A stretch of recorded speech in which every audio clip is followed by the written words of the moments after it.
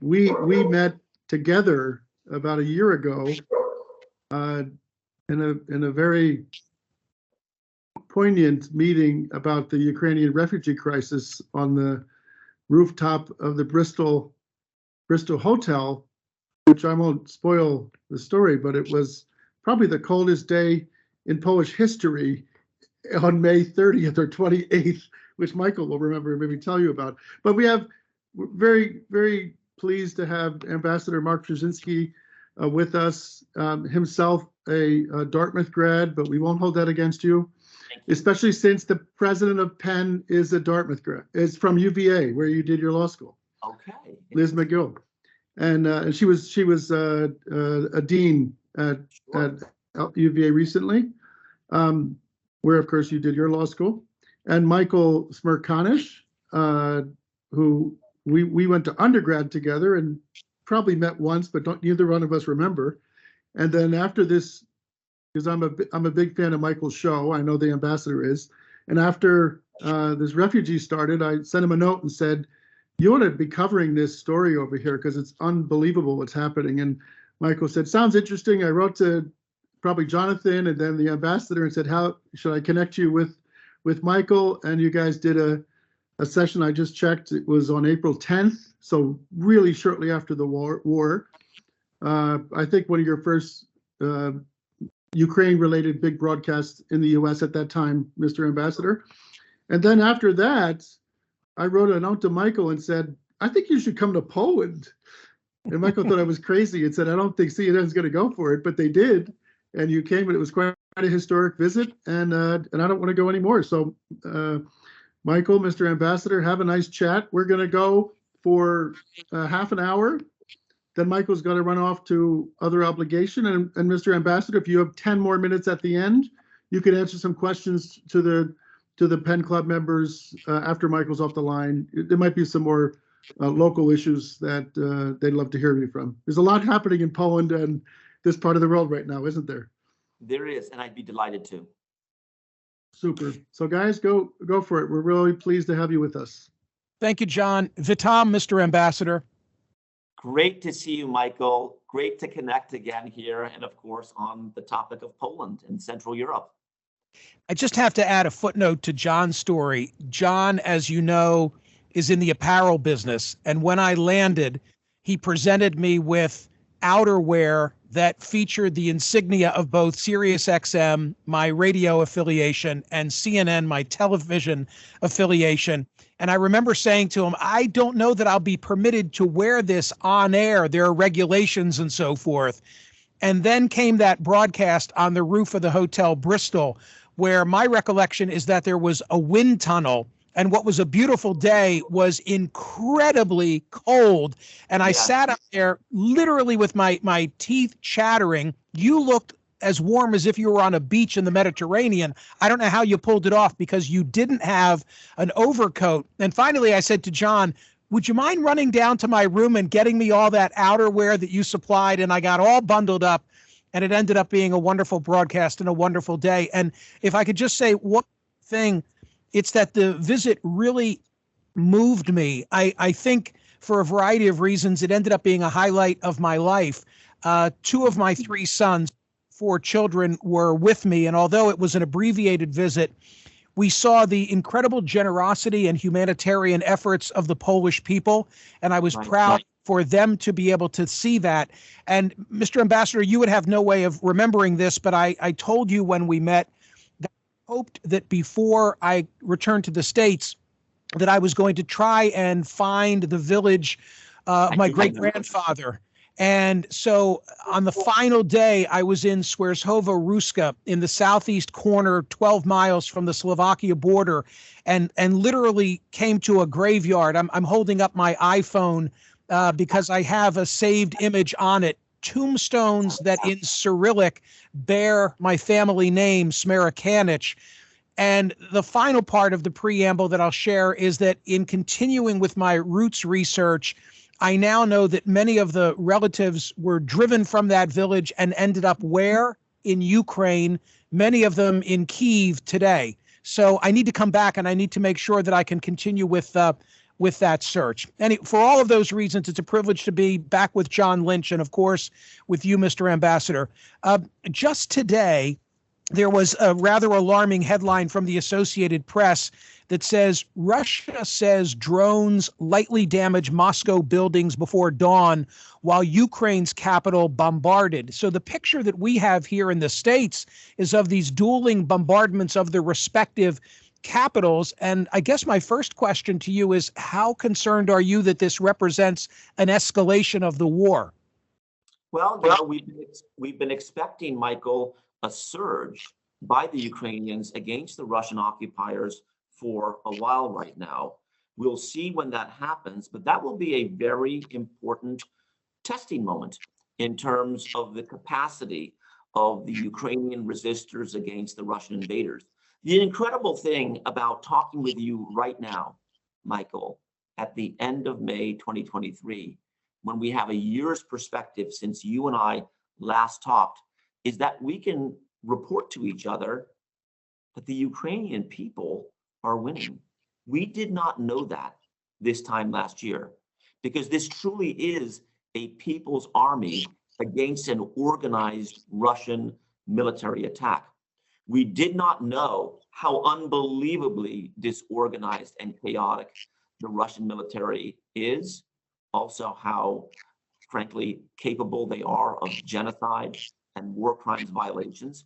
And we did not compute how the passion of a person defending their life and the lives of their family is enough to motivate someone to quickly get trained, to join the front lines, and to perform heroic defense of homeland.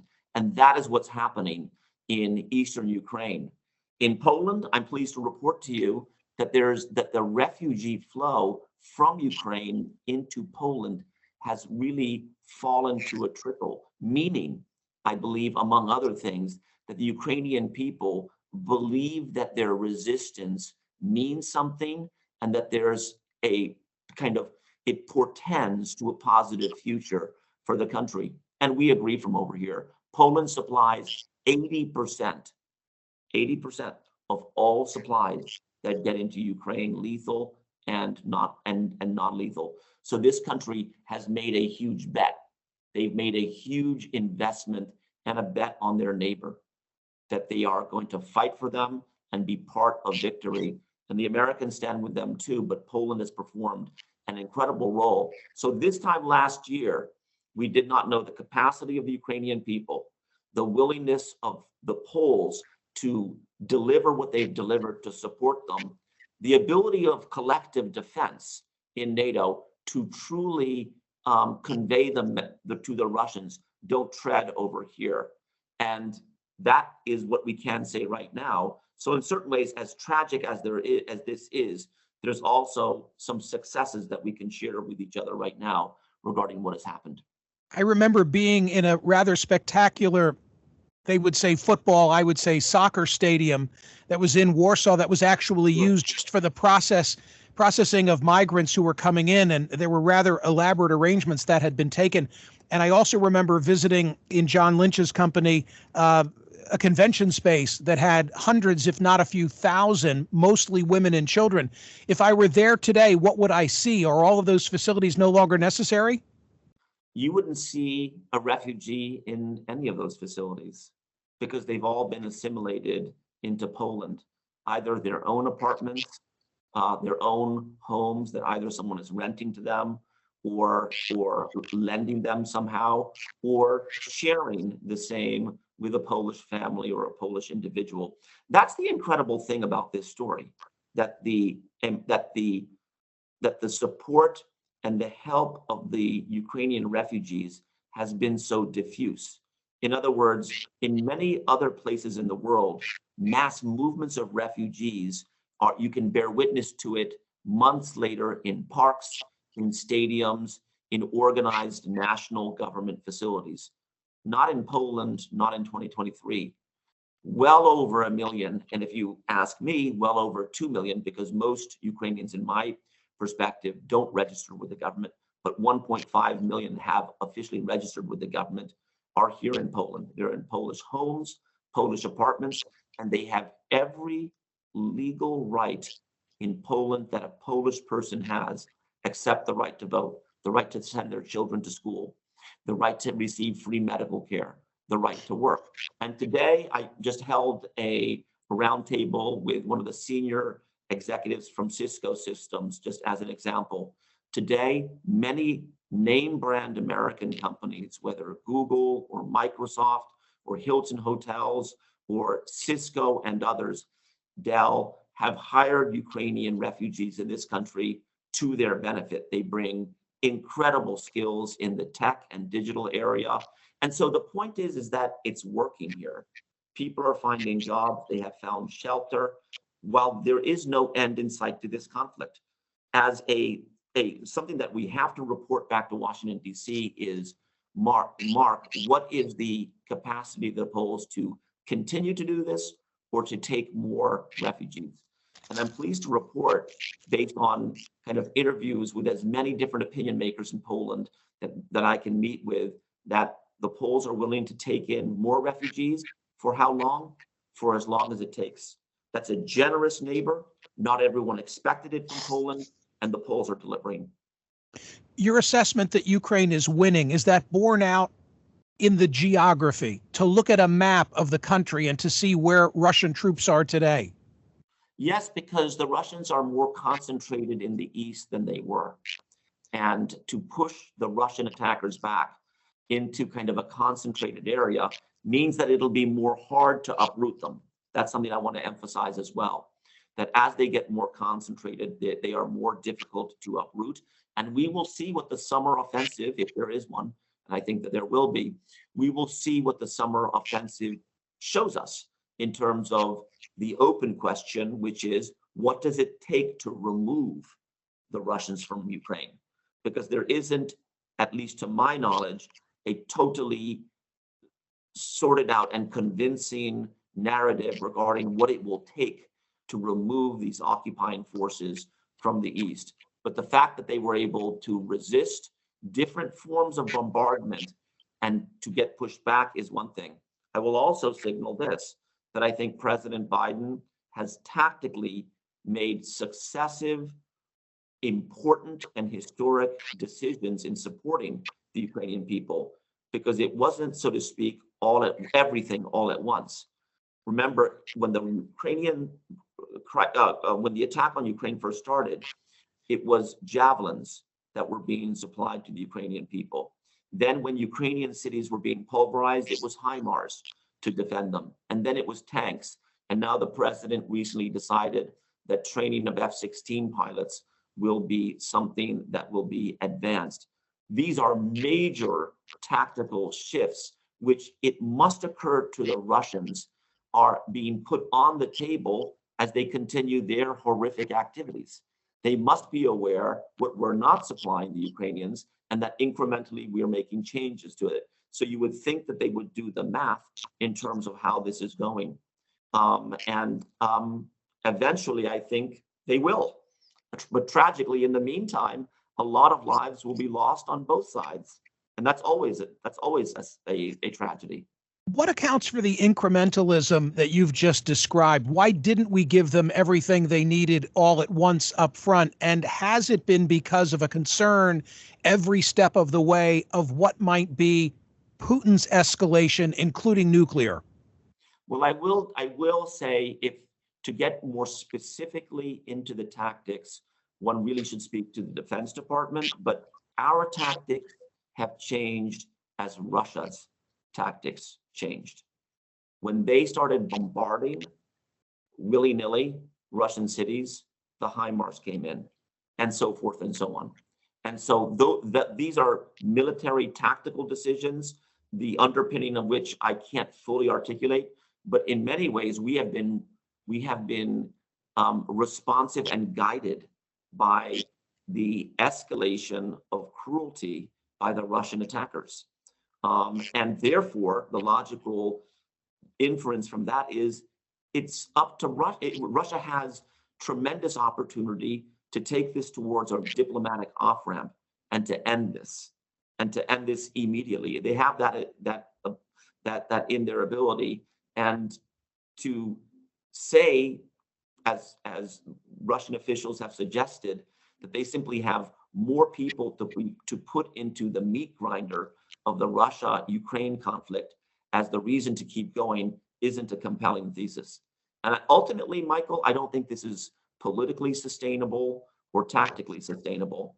And the sooner the Russians realize this, the better everyone obviously is, including Russia.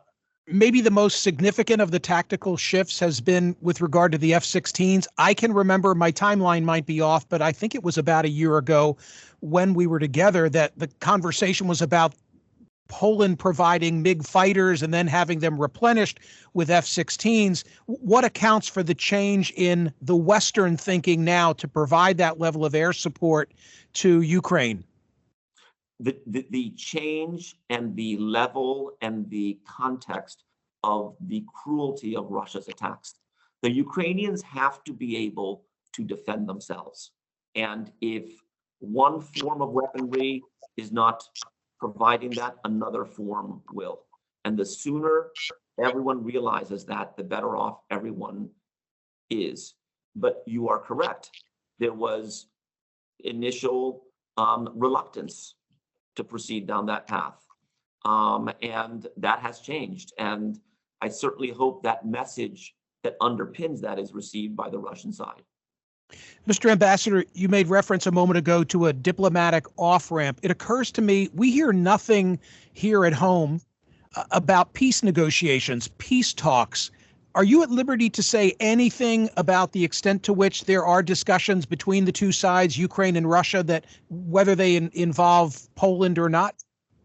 Well, beyond that, as one can read in the open press, there have been contacts between American officials and Russian officials to probe and explore. And that, I think, is good governance. We have to keep diplomacy on the table as an option. But I can also report that there's no evidence of any appetite on the Russian side, that this is basically Putin talking to his generals to continue the conflict without any evidence to an openness of a diplomatic solution to this. That's tragic. And that's pretty much all I can say about that. Well, might his eye be on the American electoral calendar? Because, as you know, we have a presidential race that's really just gotten underway.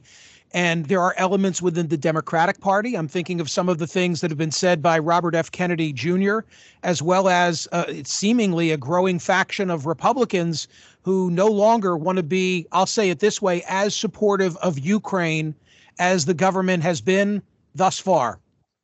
Well, so my instinct, having served as director for Russia at the National Security Council when Putin first came on the scene, first as prime minister and then as president, replacing Boris Yeltsin, is that, Michael, this guy's a KGB officer who's the son of a KGB officer.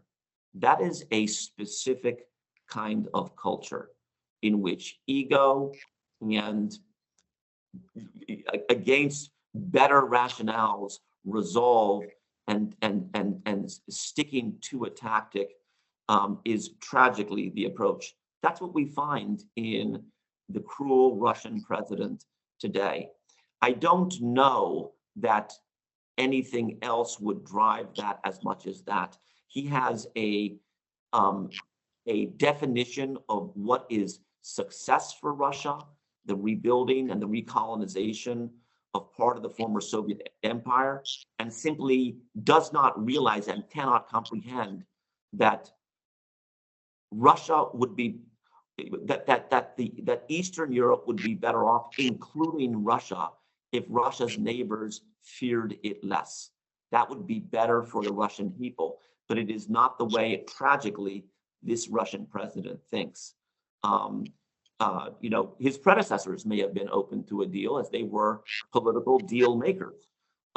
This, unfortunately, has not reached critical mass where at least I see any evidence of him exploring that. And at the same time, I think NATO and the eastern flank of NATO have made very clear that we do not seek conflict here. We do not seek to become a direct participant in the fight, but we will protect every square inch of NATO, including here in Poland. And it's an important message that has been received thus far. And every contingency has been thought through by the various combinations of forces here, Polish, American, NATO, tremendous number of exercises to think through every contingency has been executed and will be executed. So I feel that that's the context that we have at this moment. I wonder if Putin thinks that a more sympathetic ear could be around the corner based on the outcome of our election. I just don't know that, and I just can't know that, Michael.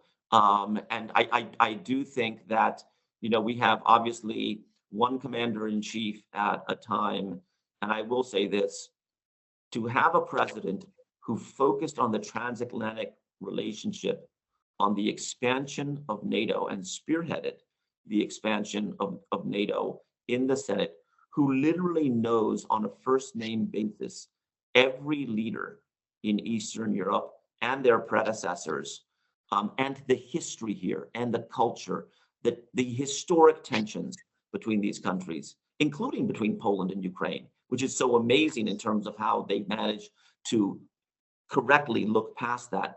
To have a president who gets that at the helm gives him credibility to maintain the 50 plus country, a combination of countries supporting the Ukrainians that we have. That is an incredible feat, given how different the perspectives on this conflict and on Russia some of these countries have. And so this President Biden, more than most in the best sense of the word, has been killing it in terms of leading this coalition. And I'm glad he's in place.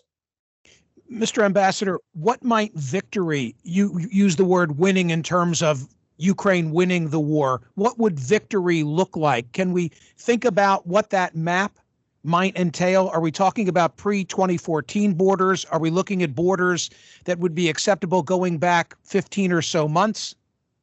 So that's a great question, Michael, because I think we should be thinking that way, because a positive sense of historical direction often can lead to a really useful roadmap.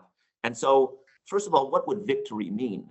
Victory by the Ukrainian people would be the biggest endorsement of political democracy and free market economy in 100 years in Central Europe. And I think the follow-on from that would be something truly historic, profound, and legacy creating in this sense. When the Soviet bloc fell apart 30 years ago, 26 countries emerged out of it.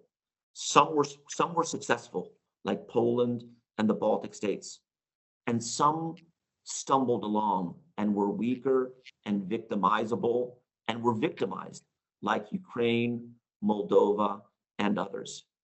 Victory of the Ukrainian people would provide the world, not just the West, but the world, an opportunity to finish the job as it pertains to Eurasia, and to draw into the Western orientation of things, a zone of prosperity and democracy and inclusion. Those countries that since 1991 were a little bit left behind. And that encompasses millions and millions of people. And so that is the implication of victory. Ultimately, how victory is specifically defined, which is your question, is up to the Ukrainian people and the Ukrainian leadership.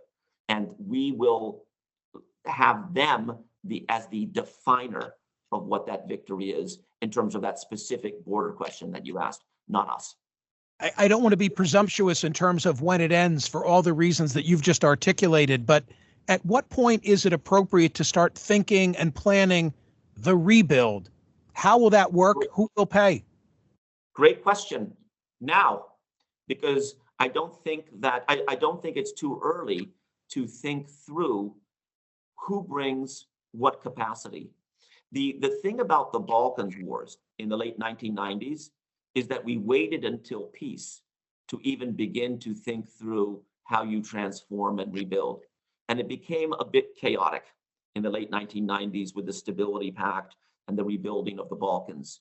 And what you have again in the heart of Europe, and you know, the Poland Penn Club in particular, I think would be interested in this, is a historic opportunity of a catalytic event in which the entire region is lifted up through a rebuilding and transformation process.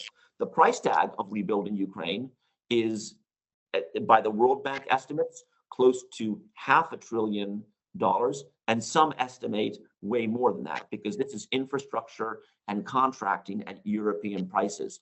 But what have we learned since the outbreak of the crisis? We've learned that some countries have tremendous reactive mobilization. In the case of Poland, I'm the ambassador here right now.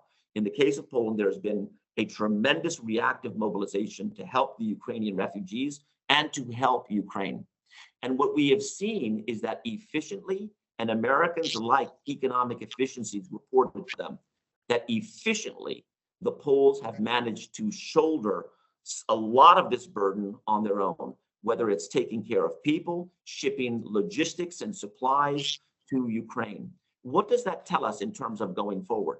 That beyond the geostrategic position of Poland right next to Ukraine, that there is a savvy and a nuance on the part of the Poles in terms of interacting a place that is not the easiest in the world to do business, that's Ukraine, to get things done there. And so whether it's rebuilding, whether it's modernization, whether it's tech and digital expansion, whether it's education or healthcare, thinking through now who could do what is a useful exercise to do. And we're already doing that here at U.S. Embassy Warsaw. I welcome the Deputy Secretary of State, Rich Verma, here, must have been now 2 weeks ago. And we held a roundtable around the very good question that you asked, including government officials, opposition leaders, business people, NGOs, to begin to identify whether it's a construction company or whether it's a financing mechanism or a bank and so forth. What are things that at least are the questions that a catalytic moment would require in terms of rebuilding and transformation that could then draw in not just the Americans and the Ukrainians and the Poles, but for the entire world to share in and join in a useful and efficient way? I have a Penn-related question, a collegiate-related question that I'll get to in a moment because you reference the club that brings us together today. But I wanted to ask, just for your observation, about President Zelensky. He's an amazing individual who, to my way of thinking, has truly been Churchillian up until now. I worry about a number of things. I worry about his safety. I also worry about his fatigue. I worry about the resolve that any individual might have to continue doing what he's doing. Your thoughts? Well, I can tell you this, that I hosted President Biden here in the end of February, after he flew overnight to Eastern Poland, traveled then 9 hours by train to Kiev, was in Kiev for 10 hours, traveled 9 hours back by train to Przemyśl, Poland, and Rzeszów, Poland, and flew to Warsaw.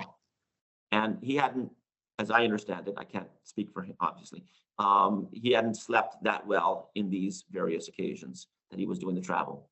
And yet there was something totally energizing and inspiring and motivating to this leader to being part of this undertaking that in many ways, it goes back to the picture that you originally showed me on your cell phone of your family, that there are back to the future qualities of things happening here, that this is the land of the Holocaust. This is the land of tremendous cruel occupation and victimization of people. And for the first time in history, the world and the West is saying, no, you can't do that. And there's something special, Michael, about being part of that. You were here last year to bear witness. I so appreciated you using your incredible platform to share this story. There is something incredible about this narrative that is informed by history, because all of Poland is informed by history. Wherever you go, history looms large. And I believe fundamentally that the people of Poland and Central Europe are doing what they're doing because they saw or heard or learned about the Holocaust, about what happened during World War II, and said, we got to do better. We can't be indifferent. We can't look the other way and say, well, at least it's not us. This time we have to do something. I kind of feel that that is a motivating and an inspiring quality to this that you can't measure, but it overcomes sleeplessness and getting tired and fatigued, because you're right. I mean, I don't know how he does it. I don't know how any of these guys do it, frankly, but they do it. So I think that's what's happening in part. Final question, and then I will surrender the floor. I've heard from a number of sources that while there are, of course, some Polish high school students pursuing higher education in the United States, the numbers are rather humble, not what we would hope them to be, maybe for economic reasons.